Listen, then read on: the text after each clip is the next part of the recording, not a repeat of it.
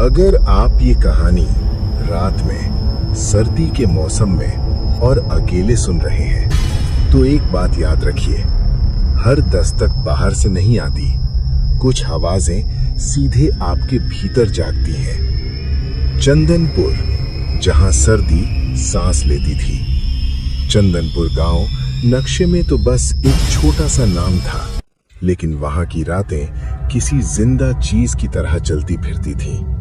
सर्दियों में यहाँ कोहरा सिर्फ हवा में नहीं होता था, वो लोगों के दिलों के अंदर उतर जाता था।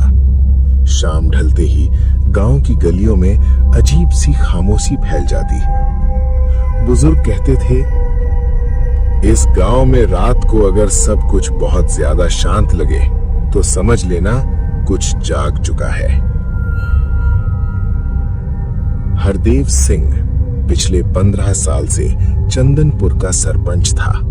दिन में सफेद कुर्ता, चेहरे पर नकली सादगी और पंचायत में भारी आवाज, लेकिन रात में उसके घर की बत्तियां कभी बंद नहीं होती थीं, क्योंकि हरदेव जानता था उसने सिर्फ जमीनें नहीं छीनी थीं, उसने कई लोगों की आखिरी उम्मीदें छीन ली थीं।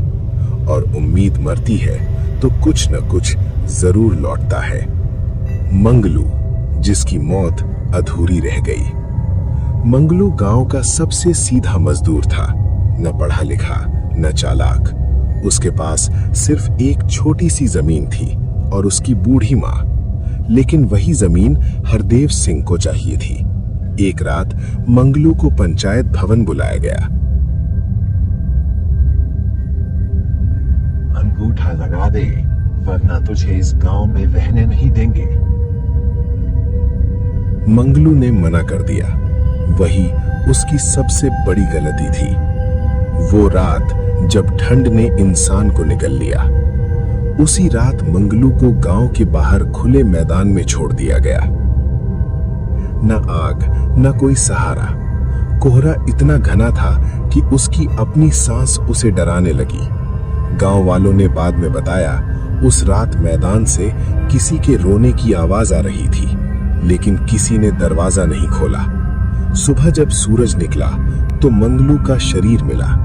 उसकी आंखें खुली थीं, मुंह ऐसा खुला था जैसे वो अब भी कुछ कहना चाहता हो, और उसके हाथ मिट्टी में धंसे हुए थे, जैसे मरते वक्त उसने जमीन से इंसाफ मांगा हो। 1 साल बाद वही तारीख, ठीक 1 साल बाद उसी दिन चंदनपुर में अजीब बातें होने लगी। मंदिर की घंटी अपने आप बजने लगी, कुएं का पानी बिना वजह जम गया और गांव के बाहर वही मैदान फिर से कोहरे में डूब गया। रेडियो पर चेतावनी आई, आज की रात पिछले 20 सालों की सबसे ठंडी रात होगी। हरदेव सिंह उस रात पंचायत भवन में था। वो घर नहीं गया। शायद उसे अंदर से पता था, आज रात घर भी सुरक्षित नहीं है। टाइम जब रुक गया, रात के ठीक 12 बजे मोबाइल की स्क्रीन अपने आप काली हो गई। घड़ी की सुई एक झटके में रुक गई और दीवार पर टंगी पुरानी घड़ी पीछे की तरफ चलने लगी। टिक टिक टिक। हरदेव का गला सूख गया। पहली दस्तक, ठक, सिर्फ एक दस्तक। हरदेव चौंक गया। उसने सोचा शायद हवा होगी, लेकिन फिर ठक ठक ठक, 3 और दस्तक। इस बार आवाज दरवाजे से नहीं बल्कि फर्श के नीचे से आई। जब डर ने नाम लिया, हरदेव पीछे हटा। तभी उसके कान में एक ठंडी सांस पड़ी। सरपंच। वो आवाज बाहर नहीं थी, वो उसके दिमाग में थी। दीवारों पर नमी जमने लगी। कमरे का तापमान तेजी से गिरने लगा। कोहरे से एक आकृति उभरी, पहले हाथ, फिर चेहरा, फिर पूरा शरीर। मंगलू। लेकिन अब वो इंसान नहीं था। उसकी त्वचा बर्फ की तरह फटी हुई, सीने में जमी हुई खून की धारियां और आंखों में कुछ ऐसा जो इंसानी नहीं था। उसके पैर जमीन से ऊपर थे, लेकिन जहां वो खड़ा था वहां बर्फ अपने आप जम रही थी। तूने मुझे मरते देखा था और मुंह फेर लिया था। जैसे ही मंगलू बोला, हरदेव के सामने उस रात के दृश्य चलने लगे। मंगलू की चीखें, उसकी माँ की आंखें और खुद हरदेव जो खिड़की से सब देख रहा था। हरदेव चिल्लाया, बस कर।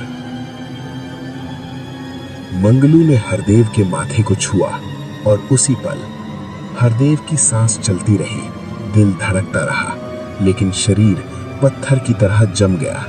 वो चीख सकता था लेकिन आवाज नहीं निकल रही थी।